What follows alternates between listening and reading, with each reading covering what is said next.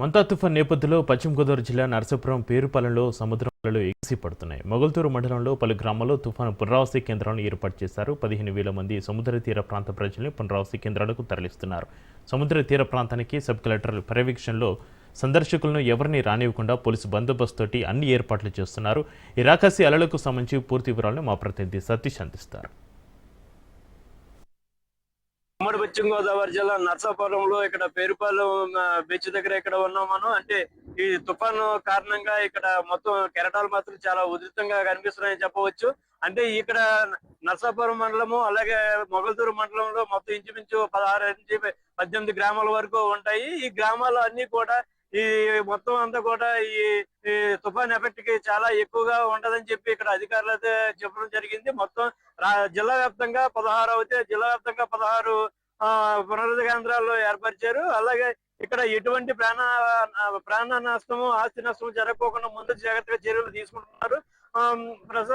ప్రవాస ప్రాంత సమయానికి దగ్గరలో ఉన్న గర్భిణులు కానీ ఆసుపత్రులు ఇక్కడ తరలించిన అన్ని సదుపాయాలు కూడా తీసుకున్నారు. తుఫాను ప్రభావితమయ్యే అవకాశం ఉన్న గ్రామాలు లోతట్టు ప్రాంతాలను ప్రత్యేక దృష్టిని సాధించారు.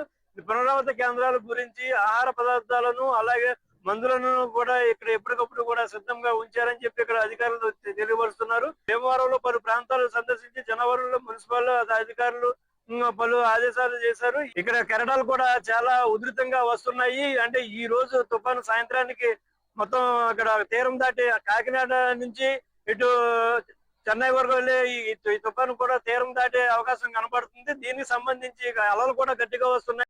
ఇది నర్సాపురం సముద్రం అంటే ఒక వ్యూ పాయింట్ కింద చెప్పవచ్చు. అంటే గోదావరి ఎక్కడి నుంచి వచ్చిన గోదావరి అంతా కూడా అన్న చెల్లెలు గట్టి కింద ఇక్కడ సముద్రానికి అంతర్వేసి దగ్గరలోనే ఒక సముద్రంలో మాత్రం కలవడం జరుగుతుంది. పైనుంచి వచ్చిన వాటర్ కూడా సముద్రంలో ఎక్కువగా ఉండటం వల్ల ఇక్కడ కూడా లోతట్టు ప్రాంతాలు అంటే వ్యూ పాయింట్ కింద ఉంటాయి. అందుకని ఇక్కడ కూడా ఎవరిని కూడా అంటే కార్తీక మాసం సందర్భంగా కూడా ఎవరిని కూడా పోలీసు అధికారులు అయితే ఇక్కడ సముద్రంగా బీచ్ కాడ కానీ ఎవరిని రానిపోకుండా చూస్తున్నారు.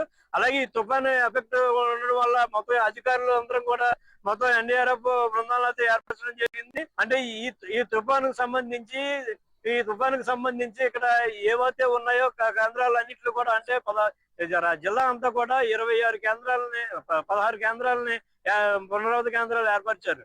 ఇది ఇక్కడ విషయం అవుతుంది. కాకపోతే ఇక్కడ తుఫాన్ ఎఫెక్ట్ ఉండడం వల్ల చిన్న చిన్న ప్రాంతాల్లో నర్సాపురం అలాగే మొగల్తూరు గ్రామాల్లో మొత్తం 15 గ్రామాల వరకు ఈ వరద ఈ గ్రామాల వరకు ఈ తీరం ప్రాంత గ్రామాల కింద ఉన్నాయి. ఇక్కడ అంటే ఇక్కడ సముద్రంలో కష్టపడి ఎక్కువగా అంటే వలస అంటే కార్మికులు ఎక్కువ ఉన్నారు.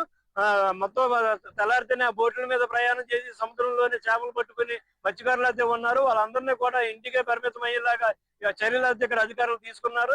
ఈ విషయం నుంచి ఇక్కడ స్థానిక ఎమ్మెల్యే నాయకులు కూడా ఎవరిని కూడా ఈ మొత్తం అంతా కూడా ఈ తుఫాన్ ఎఫెక్ట్ కి మొత్తం గ్రామాల్లో ఉన్న ప్రజలను ఇంటికే పరిమితం అయ్యేలాగా ఉండమన్నారు. ఇక్కడ దగ్గరలో ఉన్న నిర్మల సీతారామన్ డిజిటల్ పునరావాస కేంద్రాల్లో సుమారు 1000 మంది పట్టేలాగా అక్కడ మొత్తం 5 స్టేర్లు పునరావాస కేంద్రం అయితే బిల్డింగ్ అయితే ఉన్నది. మొత్తం అక్కడ అన్ని సదుపాయాలు అంటే భోజనం కానించి మొత్తం గర్భిణులు కానీ వృద్ధులు కానీ మొత్తం అందరినీ కూడా ఇక్కడ ఉండేలాగే ఇక్కడ ఎవరి ఇంటికాడ లేకోకుండా పునరావాస కేంద్రంలో ఉండేలాగే ఇక్కడ అధికారులు అయితే ఎప్పటికప్పుడు అప్రమత్తంగా అధికారులను అంతా అలర్ట్ చేస్తున్నారు.